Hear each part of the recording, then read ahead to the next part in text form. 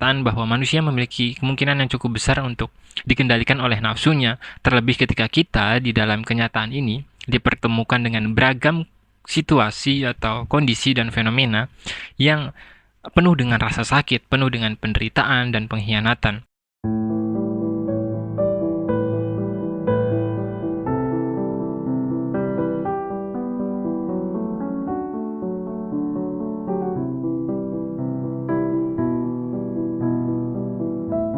Kali ini kita bakal berusaha membahas dualitas antara nilai idealisme dan nilai rasionalitas, yang mana keduanya seringkali kita anggap sebagai sebuah hal yang saling bertolak belakang satu sama lain. Pertama, kita akan mewakilkan kedua nilai tersebut dalam bentuk tokoh yang mungkin kita udah sama-sama tahu ya, khususnya para pencinta anime, yakni Uchiha Madara dan Hashirama Senju. Keduanya memiliki perspektifnya tersendiri tentang kehidupan. Pertama, Hashirama Senju memiliki pandangan bahwa kehidupan itu sendiri bisa diperbaiki atau bisa katakanlah dioptimalkan oleh sebuah ideal-ideal atau mimpi-mimpi yang pada akhirnya diwariskan pada generasi yang akan datang gitu. Bagi Hashirama Senju, kita harus percaya pada apa yang menjadi identitas kita sebagai manusia dan mewariskan pengetahuan-pengetahuan tersebut pada anak-anak dan cucu-cucu kita nantinya. Meskipun pada faktanya keadaan tersebut membutuhkan waktu yang cukup lama, namun Hashirama Senju percaya bahwa dengan berjalannya situasi tersebut atau katakanlah rencana tersebut, maka keadaan yang manusia hadapi atau yang masyarakat hadapi akan perlahan demi perlahan mengalami peningkatan dan akan menjadi lebih baik dan lebih baik lagi. Namun, di sisi lain, Uchiha Madara memiliki perspektif atau pandangan yang katakanlah sangat amat jauh bertolak belakang. Bagi Madara sendiri nggak percaya dengan mimpi-mimpi yang diperjuangkan oleh Hashirama Senju. Bagi Madara memiliki perspektif atau cara pandang pesimis terhadap manusia. Dalam perspektif tersebut, jika memang manusia memiliki kemampuan atau katakanlah kemungkinan untuk mewariskan mimpi-mimpi tersebut agar menjadi jauh lebih baik ke depannya, bagi Madara hal tersebut justru bisa terjadi sebaliknya, di mana mimpi-mimpi tersebut justru dapat memperkeruh keadaan di mana anak-anak muda atau generasi-generasi selanjutnya justru bisa membelot atau bisa melakukan tindakan-tindakan yang tidak sejalan dengan mimpi-mimpi para pendahulunya gitu. Oleh sebab itu, apa yang dilakukan oleh para pendahulunya, yakni mereka yang mungkin memperjuangkan atau katakanlah melakukan tindakan sekuat dan semampu mereka untuk memperbaiki keadaan sehingga pada akhirnya bisa diwariskan, justru terkesan sia-sia gitu.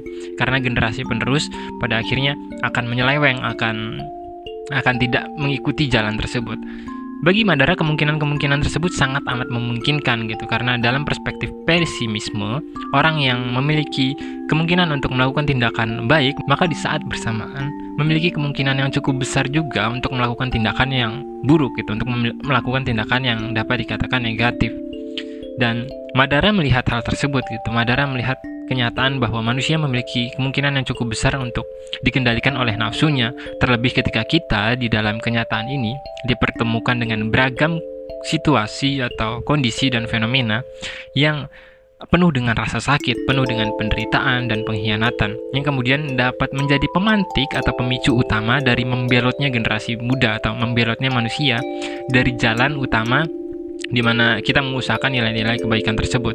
Dan dari penderitaan, rasa sakit, dan pengkhianatan yang dialami oleh seseorang tersebut, bagi Madara sangat amat memungkinkan anak-anak muda tersebut justru memperjuangkan idealisme kecilnya tersendiri gitu, memperjuangkan ego yang mereka miliki, memperjuangkan hasrat-hasrat terpendam yang mereka miliki, sehingga pada akhirnya tujuan dan mimpi utama di mana para pendahulu mereka berusaha untuk mengikat atau katakanlah membentuk sebuah jenis kehidupan sosial yang baik justru terlupakan atau justru ditinggalkan gitu. Namun ketika kita berusaha teliti lebih jauh ya, kita bakal melihat bahwa Madara sendiri masih memiliki nilai-nilai idealisme gitu. Ketika kita berkaca dari project Mugen Tsukiyomi itu sendiri, ketika Madara berusaha untuk mengumpulkan orang-orang pada satu ruang atau satu tempat di mana mereka dapat mendapatkan apapun yang mereka inginkan dan dapat menjadi bahagia, maka Madara dengan bersamaan memiliki nilai idealisme yang cukup kuat gitu, masih memiliki tujuan yang membuktikan bahwa dirinya sebenarnya nggak membenci idealisme gitu. Dirinya hanya membenci idealisme buta atau idealisme yang diwariskan tanpa pengetahuan atau tanpa ujangan yang lebih baik lah, istilahnya seperti itu. Di sisi lain, rasionalitas yang diperjuangkan oleh Uchiha Madara pun pada faktanya harus dijunjung atau harus disokong oleh idealisme sebagai penuntun atau sebagai tujuan dari apa yang berusaha dirinya perjuangkan. Dan hal tersebut membuktikan bahwa nilai dari rasionalitas dan idealisme manusia itu nggak pernah mampu untuk kita lepaskan dalam diri kita. Seseorang mungkin dapat mengatakan dirinya idealis, tapi baik dipungkiri maupun enggak, dirinya pasti memiliki sisi-sisi rasional sendiri yang dapat dikatakan sebagai sebuah kerangka dari idealismenya. Sementara itu, di sisi lain, mereka yang mengatakan bahwa dirinya sepenuhnya rasionalis pun sebenarnya memiliki tujuan-tujuan atau memiliki, katakanlah, pandangan-pandangan tentang apa yang dirinya akan gapai menggunakan rasionalitas itu sendiri, dan hal tersebut adalah bukti keberadaan dari idealisme. Tujuan dari rasionalitasnya itu sendiri merupakan tanda bahwa adanya nilai ideal di dalam kepalanya. Dan ketika kita berusaha untuk kaitkan fenomena atau keadaan dalam anime Naruto Shippuden tersebut dalam kehidupan kita sehari-hari, kita bisa melihat bahwa kita sebagai manusia tentu harus berusaha untuk menyeimbangkan keduanya, berusaha untuk mengontrol keduanya, baik rasionalitas kita dan idealisme kita. Meskipun sangat disayangkan di era-era saat ini mungkin ya rasionalitas kita masih kurang, idealisme kita juga masih lemah gitu. Ketika kita bertanya pada anak-anak muda tentang tujuan hidup mereka itu apa, mungkin kebanyakan dari mereka hanya berkata atau hanya menjawab sebuah jawaban yang berkutat pada keinginan pribadi atau individu mereka, seperti mereka ingin mencapai sebuah tujuan, atau ketika mereka ingin menggapai sebuah mimpi tertentu, atau ketika mereka ingin membahagiakan keluarganya dan lain-lain. Ya, itu adalah sebuah nilai yang dapat dikatakan nggak bisa dipungkiri, mungkin semua orang memiliki hal tersebut gitu. Namun anak-anak muda harus berani melebihi atau melampaui hal itu, harus bisa katakanlah memiliki pemikiran yang cukup besar dan cukup luas ketika dirinya memang ingin memperbaiki keadaan atau kondisi sosial yang dihadapinya.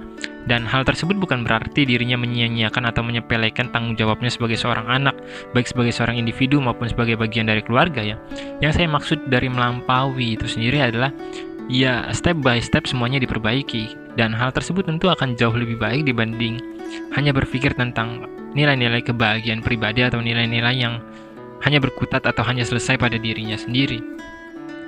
Itulah mengapa saya bilang idealisme anak-anak muda kita atau idealisme kebanyakan masyarakat kita masih cukup rendah gitu. Di sisi lain ya mungkin rasionalitas atau nilai-nilai rasionalisme yang mungkin nggak perlu kita bahas ya, mungkin kalian bisa menilai sendiri tentang hal tersebut seperti apa gitu. Ya nggak jauh-jauh jika idealisme mereka sebatas ego atau sebatas nilai-nilai hedonistik mereka, maka rasionalitas yang mereka miliki akan berkutat pada nilai-nilai tersebut gitu, akan menyokong keinginan dan hasrat mereka tersebut. Pada akhirnya akan berkutat pada nilai-nilai individualitas mereka gitu. Rasionalitas yang dimilikinya ya akan mendukung atau akan meliputi hal-hal yang bagi mereka penting, yakni nilai-nilai individualitas tersebut. Jadi inti dari video ini sebenarnya cukup sederhana. Saya ingin mengajak orang-orang di luar sana untuk berani berpikir besar gitu. Berani untuk berpikir berbeda dan berani untuk menempatkan mimpi setinggi mungkin gitu. Berani untuk menjadi seorang idealis gitu. Karena seorang idealis dan seorang pemimpi itu seolah menjadi sebuah hal yang jarang gitu di era sekarang. Kita hanya terpaku pada kepentingan-kepentingan yang ya dapat dikatakan kepentingan pribadi kita doang gitu, nggak mencakup nilai-nilai yang lebih luas. Beranilah menjadi seorang idealis, beranilah menjadi seseorang yang katakanlah berguna bagi orang lain meskipun sangat amat berat gitu, meskipun mungkin seperti yang Madara katakan, manusia itu sendiri dipenuhi dengan kebohongan, kepalsuan, dan nilai-nilai pengkhianatan. Namun dari hal tersebutlah kita dapat belajar bagaimana cara mengendalikan atau bagaimana cara memperlakukan emosi kita dan pikiran kita untuk kemudian dapat katakanlah berinteraksi dengan orang lain dengan baik gitu. Apa yang kita miliki baik dalam konteks positif dan negatif pun sebenarnya harus kita jadikan sebagai pelajaran yang nantinya dapat memperbaiki langkah kita ke depannya seperti apa. Ya, saya kira itu singkat saja. Sekian, Gua Salta Sangning, sampai jumpa.